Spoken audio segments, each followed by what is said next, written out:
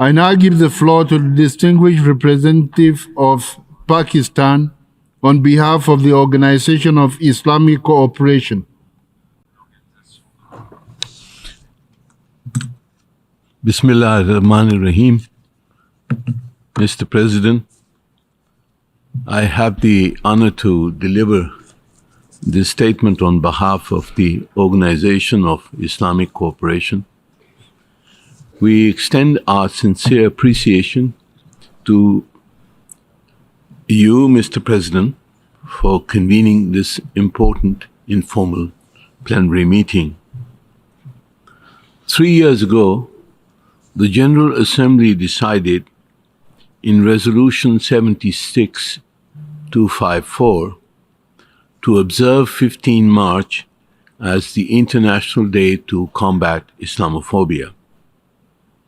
Fortuitously, this day, this year, falls within the holy month of Ramadan.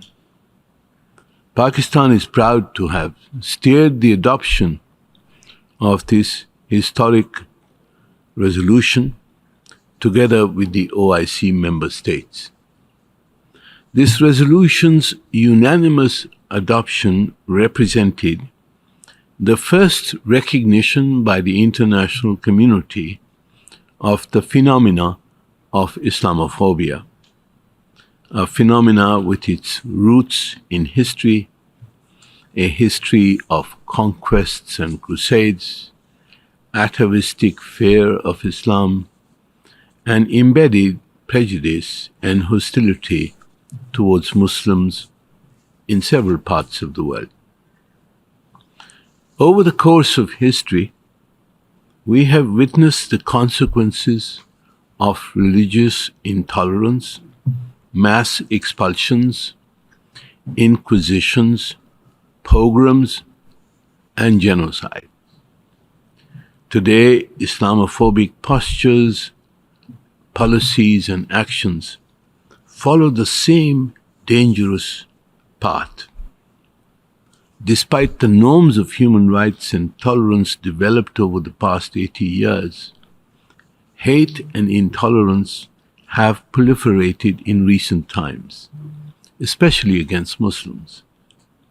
We witness political narratives that seek to exclude, disenfranchise, and demonize Muslims. Even in societies that have acted as champions of tolerance, pluralism, democracy, and human rights. The manifestations of Islamophobia are multiple.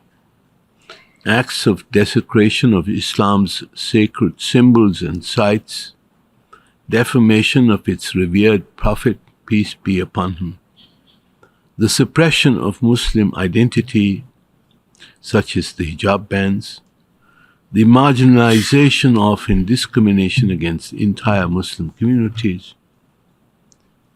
Mr. President, in many places, prejudice against Muslims is being stoked rather than suppressed. Resentments are being revived rather than reconciled. And discrimination is being legitimized by policies and pronouncements. The Christchurch massacre of 15 of March 2019 was the inevitable consequence of a political environment poisoned by anti-Muslim propaganda. The slaughter we have witnessed in Gaza is another vivid illustration of Islamophobic hatred and racism. Islamophobia is not restricted to one region. It is resurgent in the West and the East. Islamophobia is now being used as an avenue for political advancement and popularity, feeding the worst human instincts of fear, prejudice, and hate. In some countries, Muslims are being systematically marginalized and suppressed. Mr. President, the adoption of Resolution 76-254 was a defining moment. The world finally recognized the danger posed by Islamophobia. This acknowledgement must be accompanied by action. To this end, Pakistan and the OIC have initiated the adoption of General Assembly Resolution 78264 last year. This resolution requested the UN Secretary General to appoint a special envoy on Islamophobia. We are grateful that the Secretary General has indicated that he would appoint His Excellency Mr. Miguel Moritanos as his special envoy. Resolution 78264 has also requested the Secretary General, and I quote, to prepare and submit a report to the next Assembly session on the implementation of the resolution and on measures taken by Member States and the United Nations pursuant to the resolution to combat Islamophobia in all its forms and manifestations. Unquote. We call for the early approval of the financial resources required to enable the Secretary General and his special envoy to implement the provisions of this General Assembly resolution on combating Islamophobia. The OIC looks forward to working with the Secretary General and his special envoy to develop a plan of action to combat Islamophobia. Such a plan of action could include a definition of Islamophobia and its manifestations, a mechanism to monitor and compile acts of Islamophobia, a template for national legislations criminalizing acts of Islamophobia, an accountability mechanism, as well as media and education programs to counter Islamophobia and propagate tolerance and harmony in societies. Mr. President, the international community must act decisively. Governments must ensure that their policies and laws reflect an unambiguous commitment to religious tolerance, that media and disinformation is not used to fuel hate, that no law is weaponized to curtail the identity of minorities, including Muslims, or discriminate against them, and that no citizen of any state is relegated to second-class status based on their faith.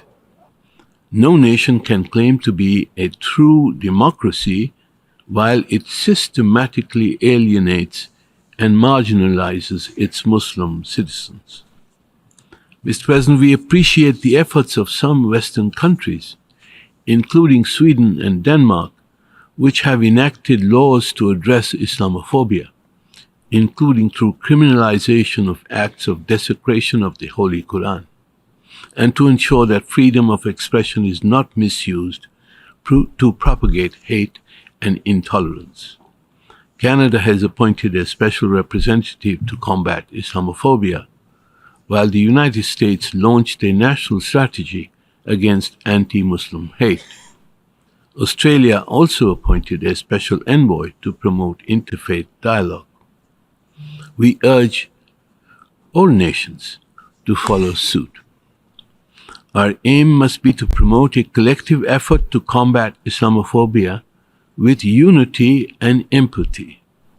We should commit to utilizing the positive messages of peace, justice, tolerance, and compassion that Islam, and indeed all religions, offer to combat Islamophobia and all other manifestations of hate, bigotry, and intolerance. I thank you, Mr. President.